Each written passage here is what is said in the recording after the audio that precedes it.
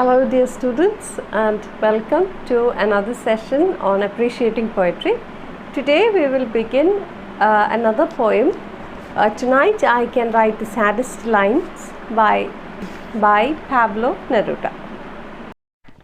Pablo Neruda, the poet of Tonight I Can Write the Saddest Lines, belonged to the generation of 1927, a group of Spanish poets. Now, his real name was not Pablo Neruda. He was Ricardo Eliezer Neftali Reyes Basalto.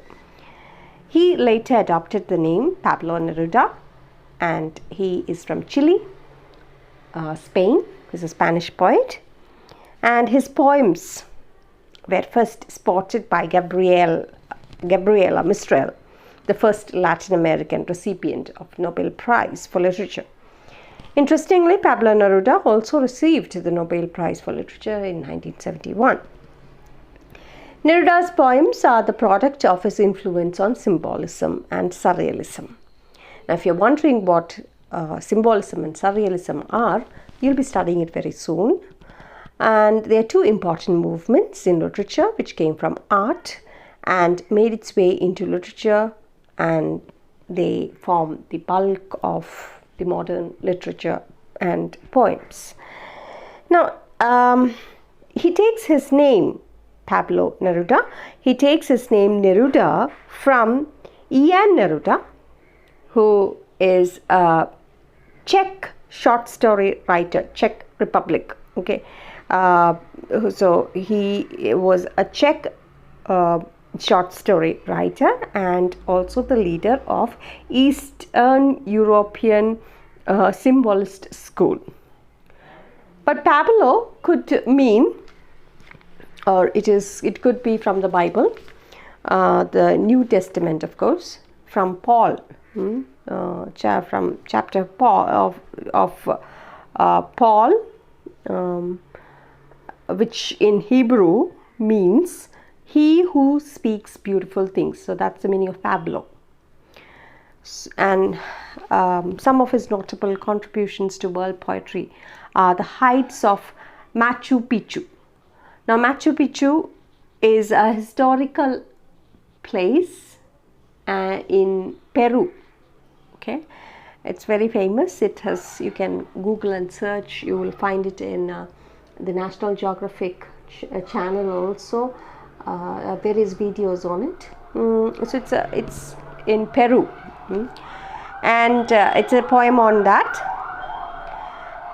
Then the Residence Cycle, Canto General, 20 Love Poems and a Song of Despair. Now, this is the poem that we will be concentrating on. 20 Love Poems and a Song of Despair, because the poem Tonight I Can Write the Saddest Line is taken from this collection of poems. 20 Love Poems and a Song of Despair. Now, what makes it so interesting is that you will find two actual love affairs that Pablo had. So this poem is a confessional poem. Okay, it's a confessional poetry where the poet confesses his own, whatever happened in his life. So it's a true happening. Okay, and it also remains the most widely translated work, 20 Love Poems and a Song of Despair. It remains the most widely translated work. It's even translated in various regional languages of India, Indian regional languages. The important translators of his poems in English are the American poets W.S. Merwin and Robert Bly. Neruda's poems exhibits lyrical impulses and romantic longings for persons and places. But there are poems which are deeply political too. He has also written poems about very ordinary things, very strange poems as well, like poems about dictionaries, poem about a cup of tea, national dish of Chile, and so on. For him, no topic was too low to be rejected as a subject of poetry. He considered every topic as a very important topic and treated it very beautifully. His visits to the East is vividly pictured in his poems. He had also, in later life, when he became a revolutionary, he had to flee for his life under the dictatorship of González Videla. Now, these dark experiences are recounted in his memoirs. In 1973, Neruda's political work, A Call for Destruction of Nixon and Praise for the Chilean Revolution, was published by Quimanto, a famous publishing house founded by Salvador, the former president of Chile, who was also a close friend of Pablo Neruda. Neruda saw the poet as an artisan, and this was a very important idea that he stressed in his Nobel Prize acceptance speech. Neruda succumbed to cancer in 1973. Tonight I Can Write the Saddest Line is a poem that appeared, as I told you, in the collection of 20 love poems and a song of despair. Tonight I Can Write the Saddest Lines is about an experience that cuts across all kinds of boundaries and cultural barriers. It talks about one of the most powerful emotions, love, and above all, the loss of love, rejection. In simple words, the poet speaks about love with clarity of vision, which is rarely seen in life. This poem is built on contrast. The past was beautiful because the narrator was in love and was loved by his beloved. The present is unbearable because he is no longer loved. The loss of the loved object is compounded by the fact that his beloved is in love with someone else. This poem is also about survival. So in certain respects, this poem also belongs to the category of poems that the critic Donald Dave calls articulate remedy. Wordsworth, you will also find similar poems like Wordsworth's Immortality and Ode, Coleridge, S.T. Coleridge's Rejection and Ode. William Wordsworth and S.T. Coleridge, they are the romantic poets. They belong to these two poems, the Immortality and Ode, very famous one, and Coleridge's Dejection and Ode, all belong to this category. If we were in class, I could have told you a little bit about these two poems. They're famous because you will find Dejection and Ode of S.T. Coleridge as a reply to Wordsworth's confusion in Immortality and Ode. His depression, Wordsworth portrays or shows his depression and his innocence of childhood, or innocence of loss of innocence in Immortality and Ode, and he's grieving and depressed over it because he's not able to see nature with the same eyes as he saw when he was a child. And Coleridge's letter, Dejection and Ode, is actually a reply, is like a reply to Wordsworth's Immortality and Ode, and it is also strangely, very strangely, it is also a love letter. S.T. Coleridge's love letter to Sarah Hutchinson. Sarah Hutchinson is Wordsworth's wife's, Mary's sister. So that makes Sarah Hutchinson Wordsworth's sister-in-law. Now don't confuse it with Sarah, who was actually Coleridge's wife. Coleridge was married, yet he fell in love with Sarah, who was Wordsworth's sister-in-law. So they are both Sarahs, but his wife was Sarah Fricker, and Wordsworth's sister-in-law was Sarah Hutchinson, younger sister of Wordsworth's wife, Mary Hutchinson. They were in love, and Asra was the name Sarah, turned twisted. So Asra was a private name given to Sarah by Coleridge. He was in love with Sarah, and Sarah, she felt that what they are doing is not right, and she decided to leave. So this letter, Dejection and Ode, is also a love letter, considered a love letter to Sarah Hutchinson. So, so you find a similarity here also. These are all poems called articulate.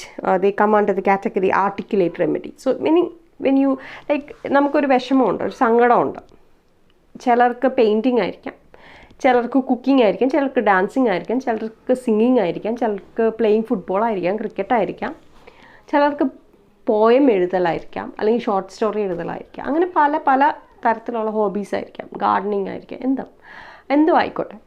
അങ്ങനെ അത് ചെയ്യുമ്പോൾ അതിലോട്ട് നമ്മൾ it is normally considered that when you do something you like, you forget half of your worries, your problems. Half of the problems are like, it goes when you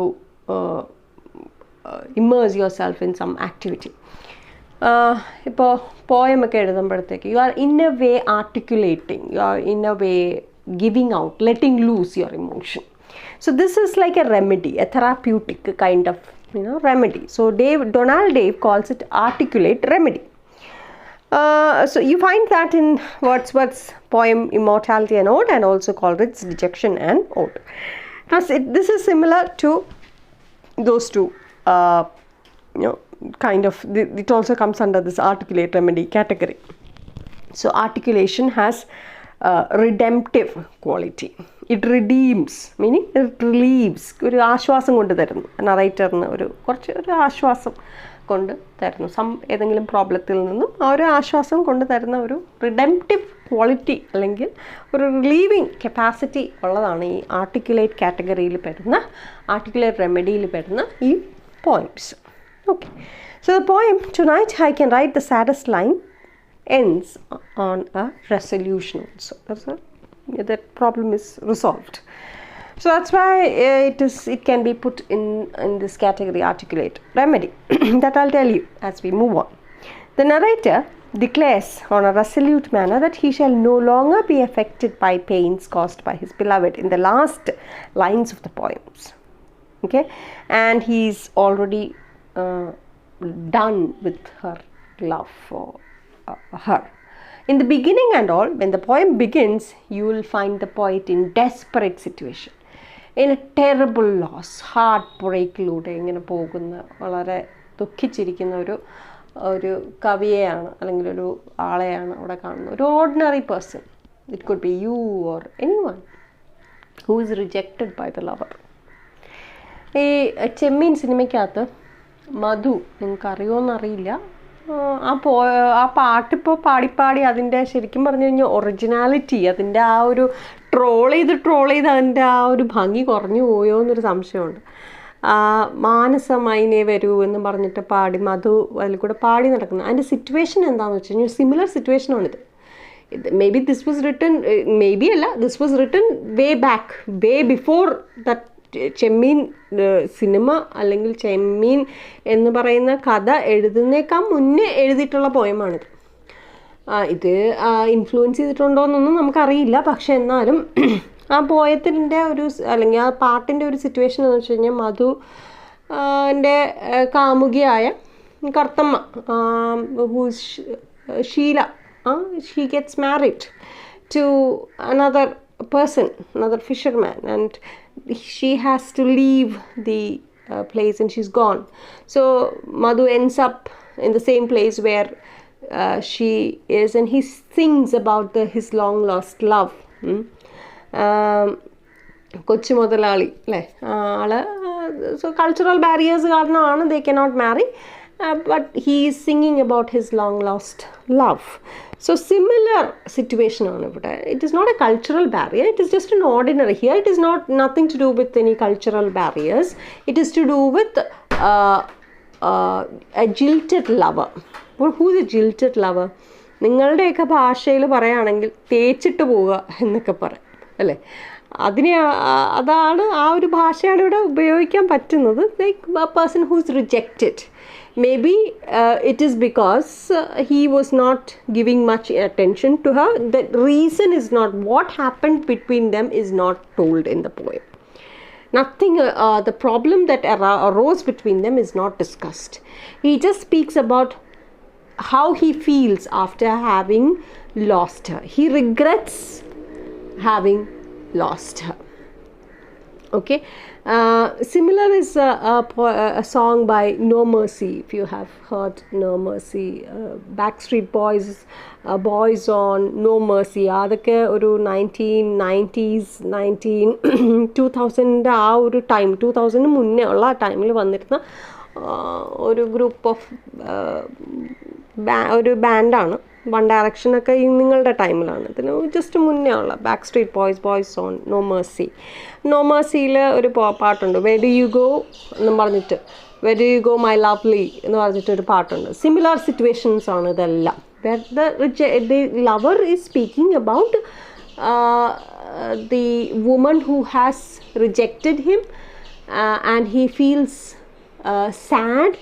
He's on the heights of heartbreak, and the only thing that can give him remedy is by articulating it out, by speaking it, letting loose his emotion. So here you will find a similar situation. Narrator declares in a resolute manner that he shall no longer be affected by pains caused by his beloved, and his last and this is the last poem about her, and it is already over, and he will not think about her after.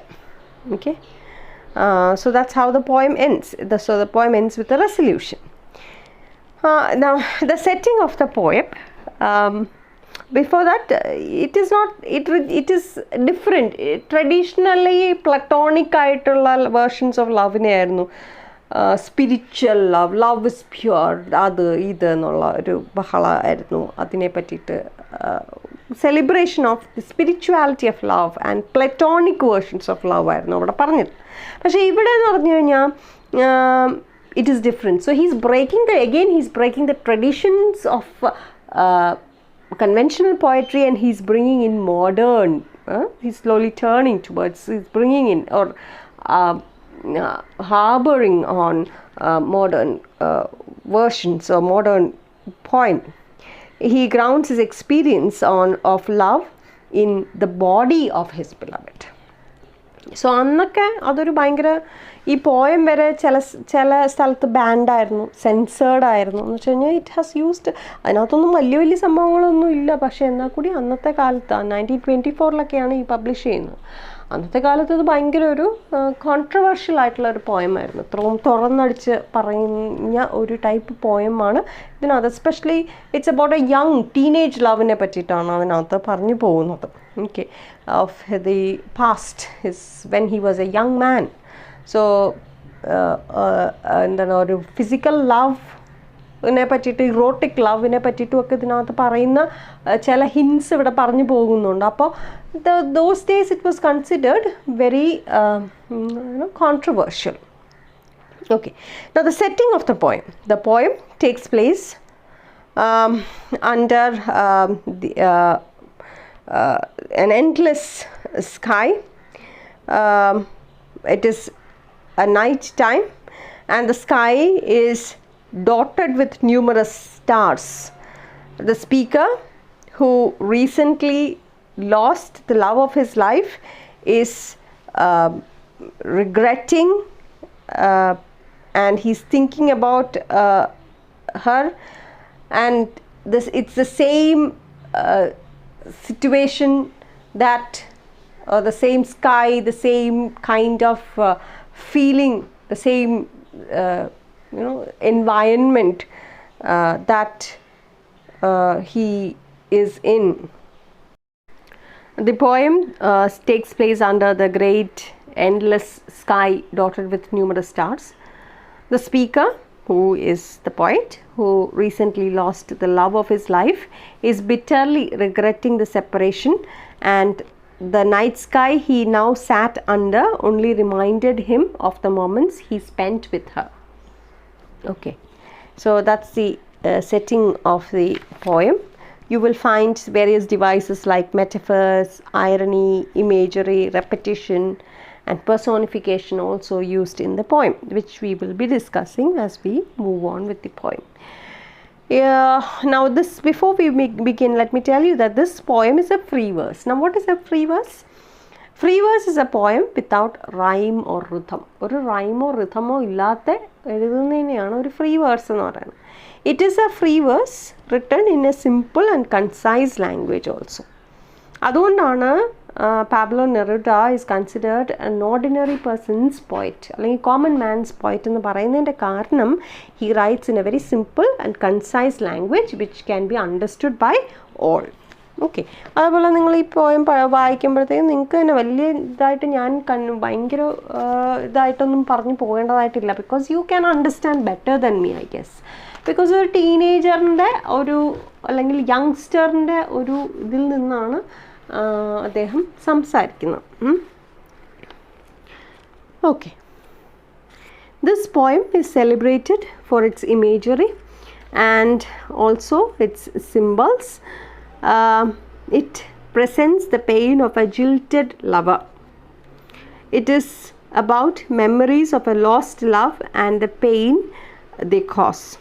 Throughout the poem, the speaker recalls the details of his love that is now broken. It is also a monologue. What is a monologue? You have only one person, one narrator there. And there's a repetition of the line, "Tonight I can write the saddest lines," 3 times, and this repetition is used to emphasize his sorrow.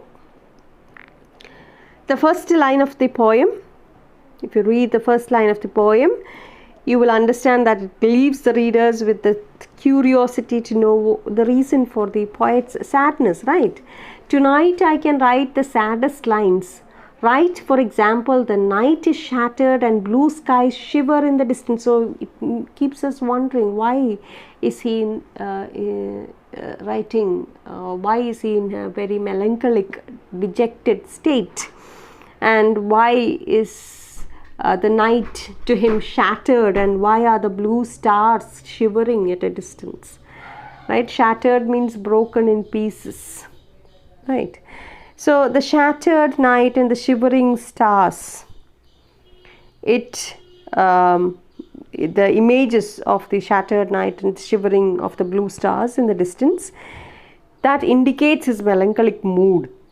He decides to write a poem at night which brings a dark imagery of the past or dark memory, okay, and his sad mood. So it combines together. It brings in a dark imagery combined with a sad mood, with his sad mood. The shattered night and the shivering stars project the turmoil or the problems that the poet experiences in his life. Or the night wind becomes his companion as it revolves in the sky and it sings. Moreover, the night enables him to write which he could not write till then. Soon the poet states the reason for his dejection. He confesses that he loved her, and the name of the woman is not given in the poem. It's an unnamed woman. And he also says that she perhaps loved him also for some time. The night wind revolves in the sky and sings. Tonight I can write the saddest lines. I loved her and sometimes she loved me too. So he doesn't know. Maybe he also perhaps, she also may have loved the tone of the poem. So in the first few lines of the poem, the poet does not seem, although he realized how much he loved her, until he starts writing about her.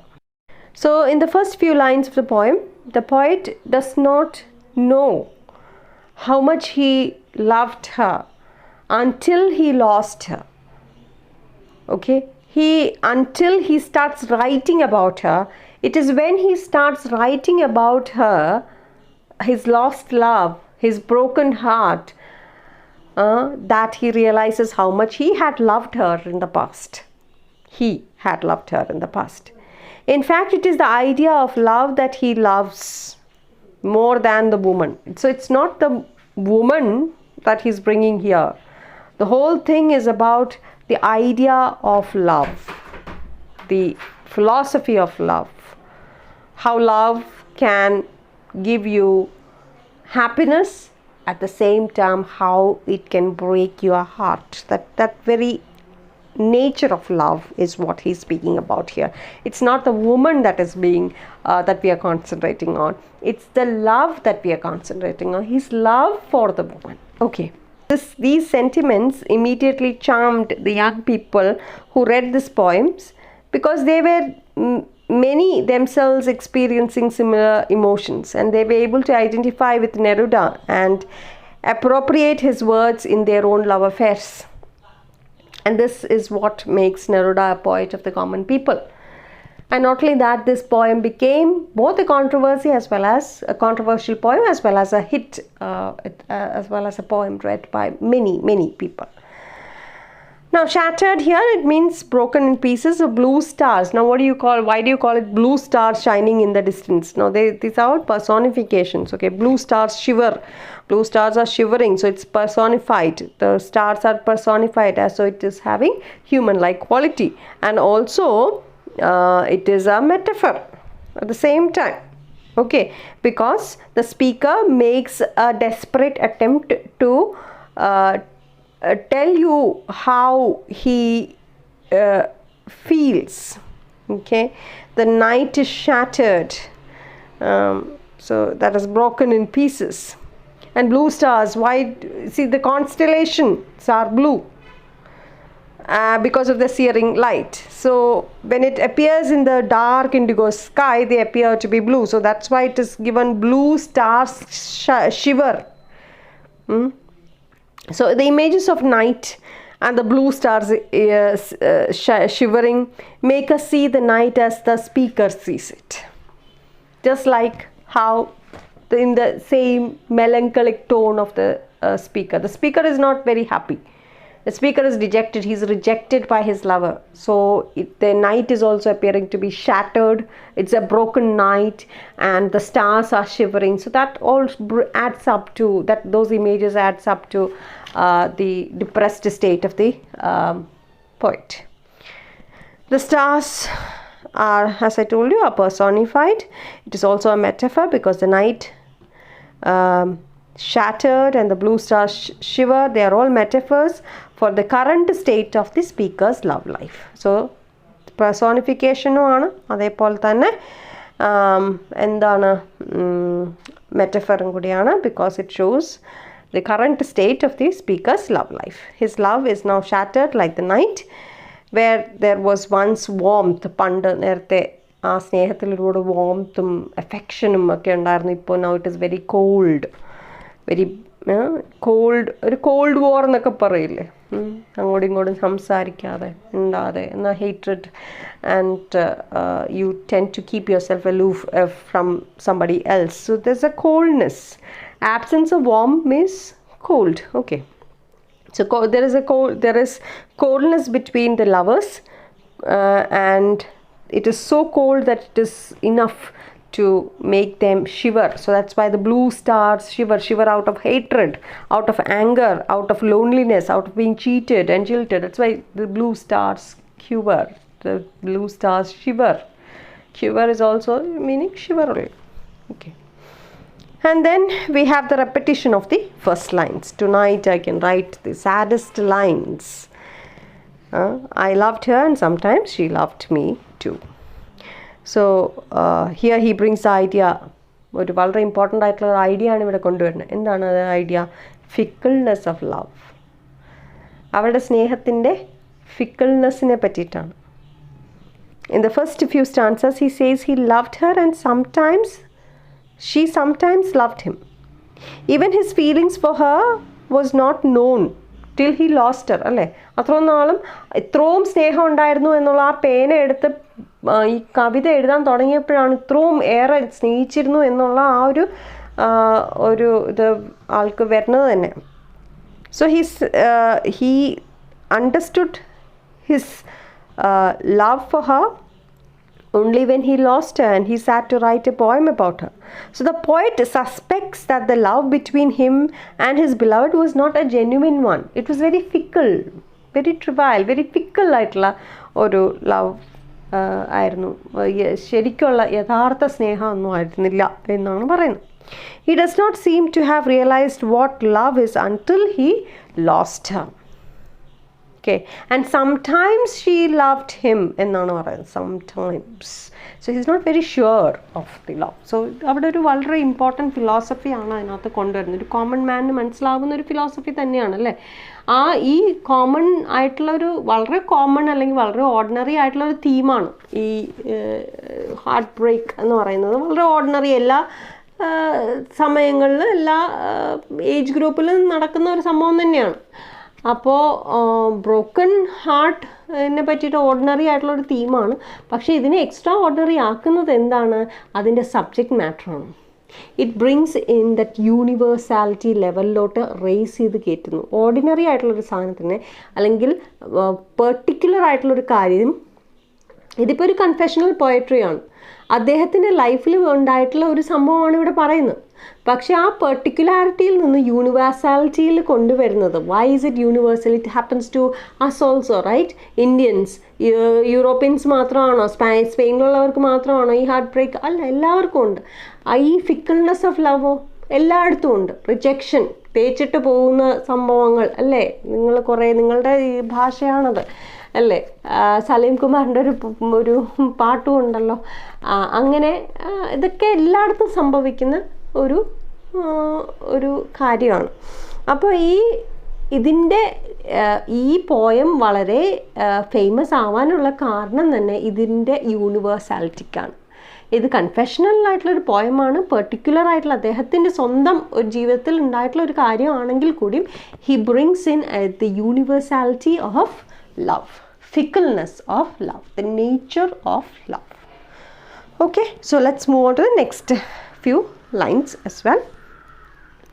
Through nights like this one, I held her in my arms. I kissed her again and again under the endless sky. She loved me sometimes, and I loved her too. How could one not have loved her great still eyes? So Neruda's poetry can be understood because of the images that he uses. In this section, he talks about the verse that falls to the soul. Through nights like this one, I held her in my arms. I kissed her again and again under the endless sky. She loved me sometimes, and I loved her too. How could one not have loved her great still eyes? Tonight I can write the saddest lines, to think that I do not have her, to feel that I have lost her, to hear the immense night, still more immense without her, and the verse falls to the soul like dew to the pasture. In this section, he talks about how verse falls like dew, മഞ്ഞുതുള്ളി പോലെ ഇങ്ങനെ പാസ്റ്ററിൻ്റെ മുകളിൽ, ഇങ്ങനെ കതിരുകളുടെ മുകളിൽ, ഈ നെൽമണി ആയാലും അല്ലെങ്കിൽ ചെറിയ കുഞ്ഞു കുഞ്ഞ് പൂക്കളുടെ മുകളിലൊക്കെ ഇങ്ങനെ മഞ്ഞുതുള്ളി വന്നിരിക്കുന്ന പോലെയാണ് അദ്ദേഹത്തിന്. The poem just flows from his heart and falls like dew to the pasture. And it makes the whole process of writing poetry so comprehensive. Similarly, you will also find the deliberate repetition of certain words and images, such as my sight searches for her, my heart looks for her. What does it emphasize? എന്തിനാ പറ്റിയിട്ടാണ് കൂടുതൽ emphasise ചെയ്യുന്നത്? It emphasizes what? The overwrought condition of the crazed lover. He was so much in love with her, but he understood his love only when he started writing about her. The poet can also be seen as a jealous lover, right? He is imagining that she will be another once very soon. She has rejected him, and soon she will find another person, or she has already found another person, and he is growing jealous of that person.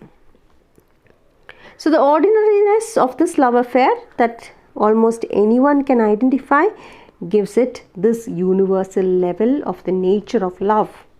When he says, love is short, forgetting is long, so long, that we will come to it as we move on. Okay, അതിനകത്ത് പറഞ്ഞു പോകുന്നുണ്ട് ഈ പോയത്തിനകത്ത് തന്നെ. Love is short, forgetting is so long. പെട്ടെന്നാണ് നമുക്ക് പ്രേമമൊക്കെ ഉണ്ടാവും, പക്ഷേ അത് കഴിഞ്ഞിട്ടുള്ള ഹാർട്ട് ബ്രേക്ക് കഴിഞ്ഞിട്ട് അത് മറക്കാൻ ആയിട്ട് നമ്മൾ ചിലപ്പോൾ ഒരു 1 2 അല്ലെങ്കിൽ 3 മാസമായിരിക്കും പ്രേമിച്ച് നടന്നിട്ടുണ്ടാവുക.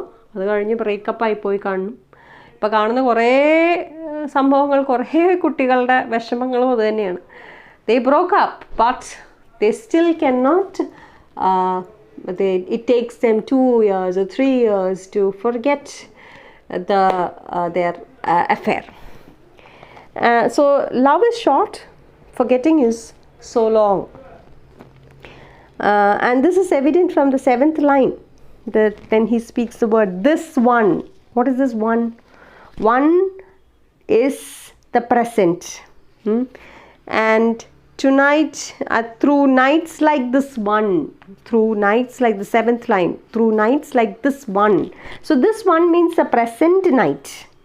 This particular night, the similar night when he held her in his arms and he kissed her, such a night. So the word one strikes a new note of universality, that love is very short and the universal nature of love is stated there. So that one night he held her.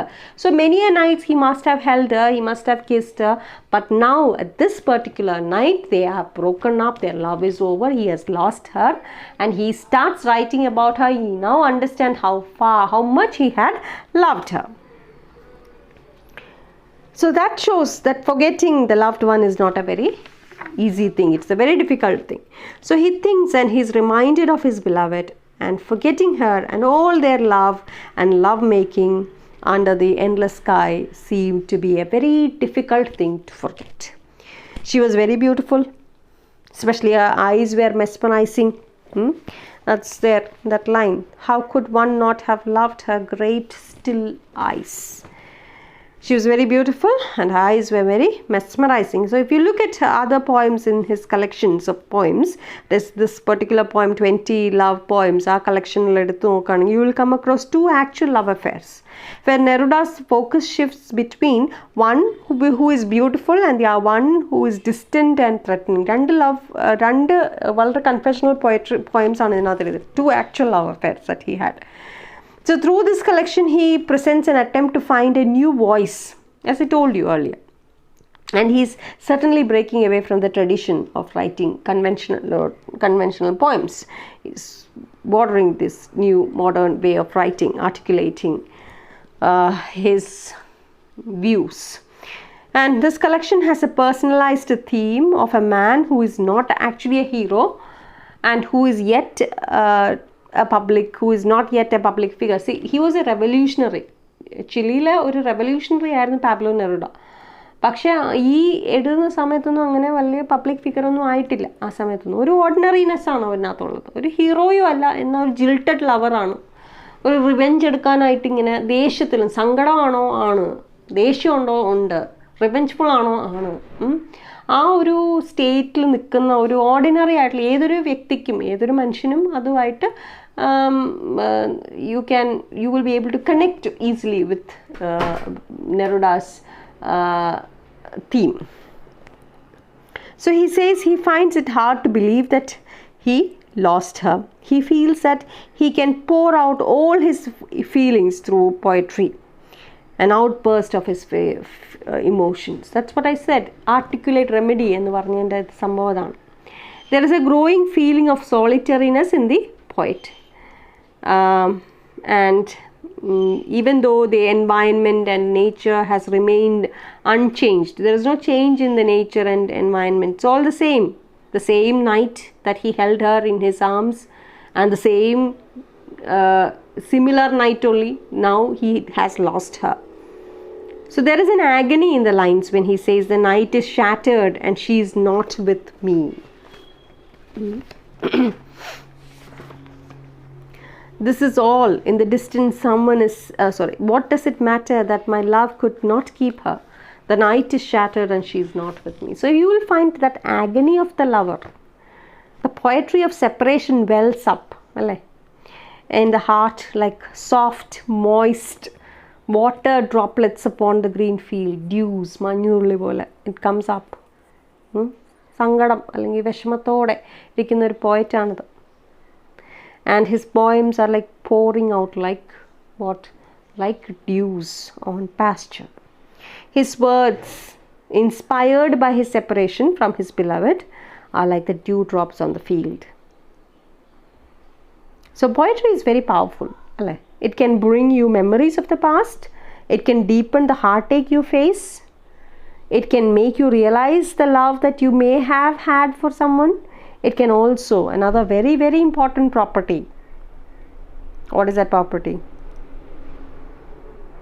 Why do you think the poet is attempting to do all this by giving poetic expression to his love? Why do you think so? Just think for a minute. And what is that important property of poetry? See, by giving poetic expression to his love, the poet, what he does is he tries to do away with his love forever. ഇത് അവർ പിരിഞ്ഞു പോയി അല്ലേ? She has rejected him. He is a jilted lover now. There is no love existing between them. So what next? What is the solution to this problem is to get over with this problem. He has to forget this, and to forget it, as I told you earlier in Wordsworth's Ode and Coleridge's poem, this poem has a kind of therapeutic effect too. Poetry has a therapeutic effect. Okay, and just like what Donald Dave, the critic, said, it articulates. It is able to give you redemptive, relieving quality. That is what I said, that important property. So by articulating or giving poetic expression, the poet is trying to do away with his love forever, trying to forget this past, this memory, and heal his pain. Okay, so let's continue. Now, endless sky and dew to pastures are examples of imagery. I loved her and loved me can also be taken as a repetition. So repetition repetition means repeating. Okay, so why is he using repetition? Repetition is used to emphasize on the feelings of the speaker, to portray the state of their love when it lasted, to show you that love when it lasted. It is also an emphasis on the melancholy that the speaker is feeling right now. So that is why he has used repetition. Okay, to show or to give an emphasis of the state of their love while it lasted, and it is also to emphasize on the melancholy and sadness that the speaker or the poet is feeling right now when he lost his love. All right. His love could not hold her back. He could hear someone singing somewhere, but no song could satisfy him now. His eyes and heart seek her, but she's nowhere. She's gone. She's somebody else's now. The nights are the same. The nature is also the same. The environment has not changed. They are no longer lovers, even under the same night sky.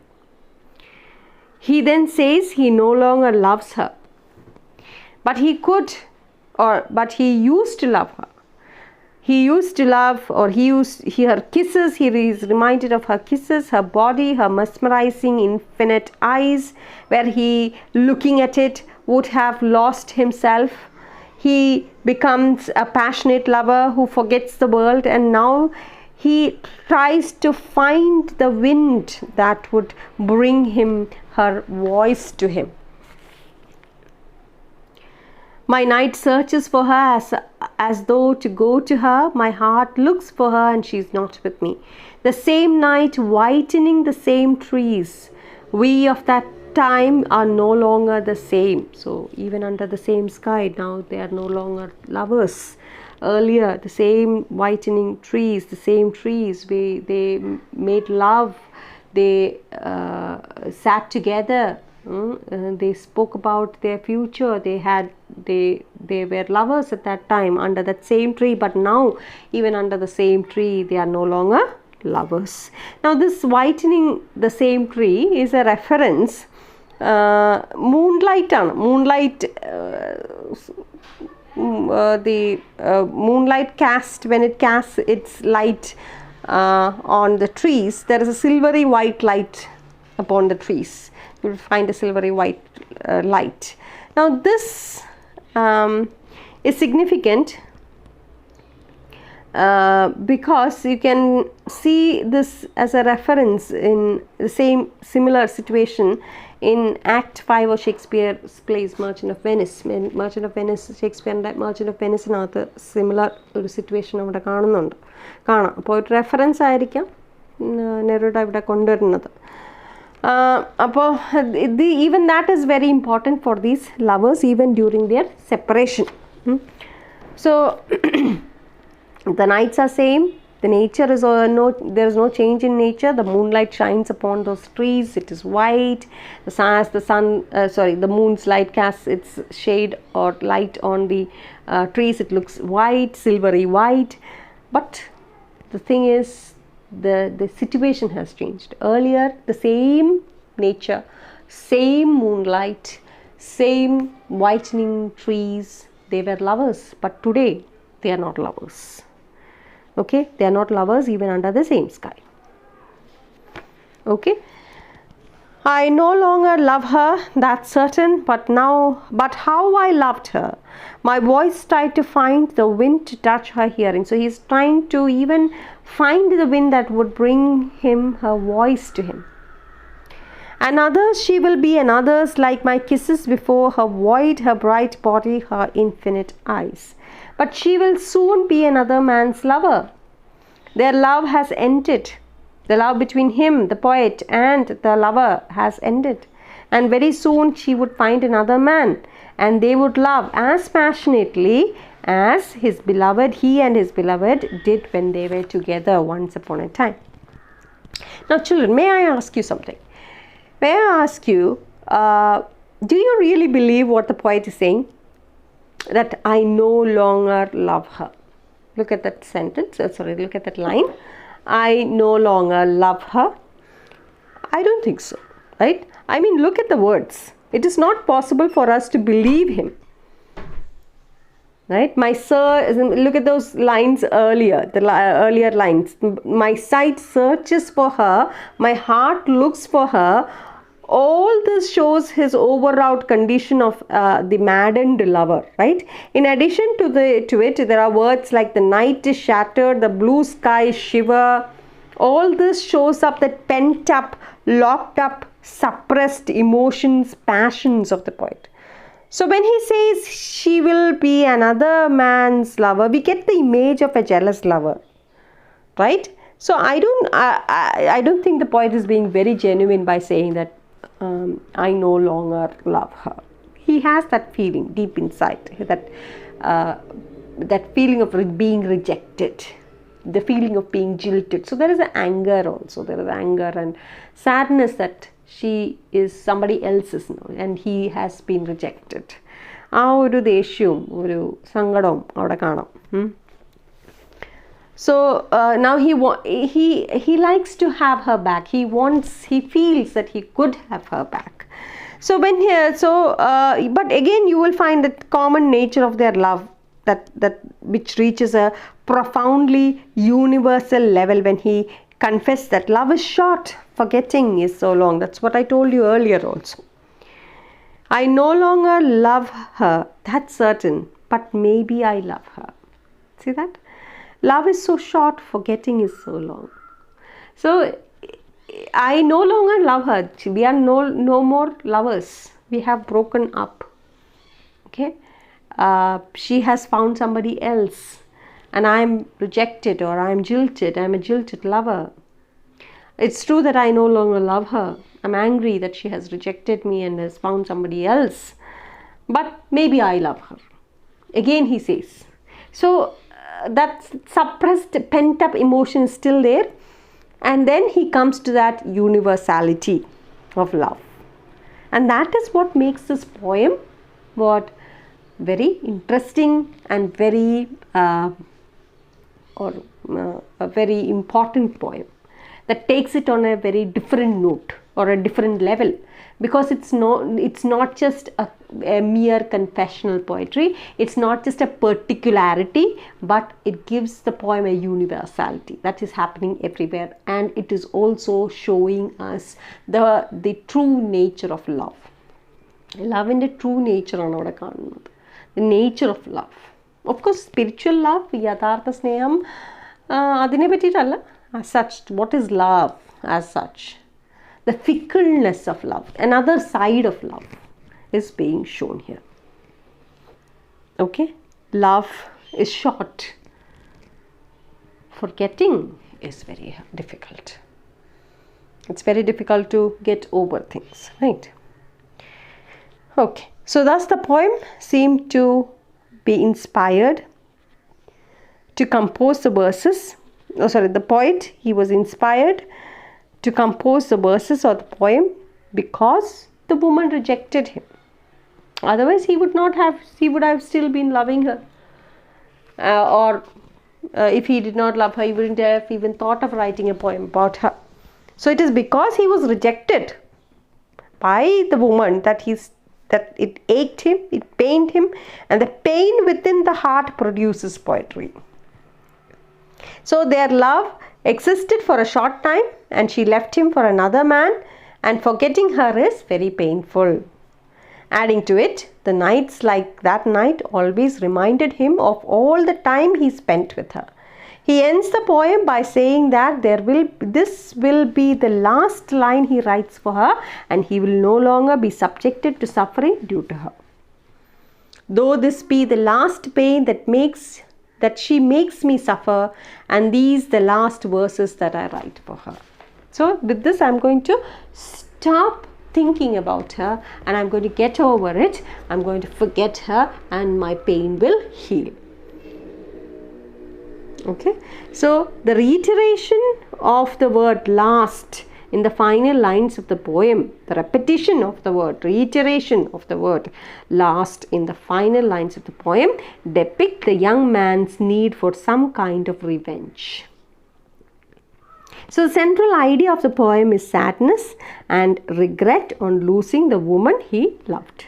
And what is the tone of the poem? The tone is melancholic, love-struck, and bitter. You can call it a modernista poem, which means simple, evocative, and meditative type. Okay, this poem is an example for confessional love poem, and this poem is the one that brought Neruda into the limelight because it is different from other poems. There is a deliberate juxtaposition, a combination of the emotions accompanied by adjectives that make us believe that it is the woman's rejection that inspires the poet to write, or triggers the poet to write. It is not the intensity or the depth of love that makes him write about this poem. So we cannot completely agree to it. Of course, there are very beautiful love poems. ഇതിൽ ഈ പോയത്തിനെ ഭയങ്കരമായിട്ടും ഒരു lime ലൈറ്റിൽ കൊണ്ടുവരാൻ കാരണം എന്ന് പറഞ്ഞു കഴിഞ്ഞാൽ റിജക്ഷനാണ് ഏറ്റവും കൂടുതൽ നടക്കുന്നത്. സ്പിരിച്വലായിട്ടുള്ള യഥാർത്ഥ സ്നേഹം അല്ലെങ്കിൽ യഥാർത്ഥ ലവ് എന്ന് പറയുന്നത് വളരെ റെയറായിട്ടുള്ള ഒരു കാര്യമാണ്. കൂടുതലും റിജക്ഷൻസ് ആണ് നടക്കുന്നത്. അപ്പോൾ ഇതിലൊരു യൂണിവേഴ്സാലിറ്റി ഉണ്ട്. Of course other beautiful poems കഴിഞ്ഞ വർഷമായിരുന്നെങ്കിൽ അല്ലെങ്കിൽ കഴിഞ്ഞ മുന്നിലത്തെ സിലബസിലായിരുന്നെങ്കിൽ വളരെ very beautiful love poems. One is, of course, we did study one, sonnet 18, How Do I Love Thee. It cannot completely, it's a man's love for another man, So it's a beautiful poem, especially for to gift as a love note and all. You can take it, but then again, this is totally different. There is another poem by Elizabeth Barrett Browning which she wrote for her husband and her lover, who was her lover at that time, Robert Browning. Elizabeth Barrett Browning and Robert Browning, they were lovers. They got married later. And How Do I Love Thee? It's a beautiful love poem. Beautiful. It's written in Petrarchan. It's a Petrarchan sonnet, and it's a beautiful, very beautiful poem. That speaks about true love. How much do I love the lover? Elizabeth beautifully portrays her love for her lover, who later becomes her husband. But here it is that of a jilted lover. Okay, so it is not the intensity, again, as I said. What makes a poem special is not the intensity and love that the poet had for the lover, but it is the rejection, the pain experienced by a jilted lover that led to this beautiful poetical composition. So it is no wonder that this poem immediately cast a spell on young people who identify themselves with their situation or with such a situation. As it is known, poetry does not belong to the poet who composes it. It belongs to those who need it, who use it. So above all, the universality, as I told you, the universality of nature of love is clearly brought out. Anyone can figure out that love affair, the love affair the poet speaks of, is a very ordinary one, but the poet raises it to a profoundly universal level by confirming that love is short and forgetting is very long and painful. So from particular it moves on to general.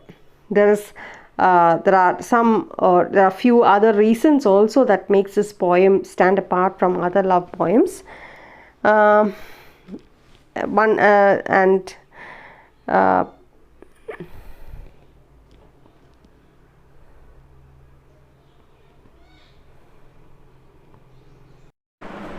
we will wind up for today, and we shall begin the next poem in the next video.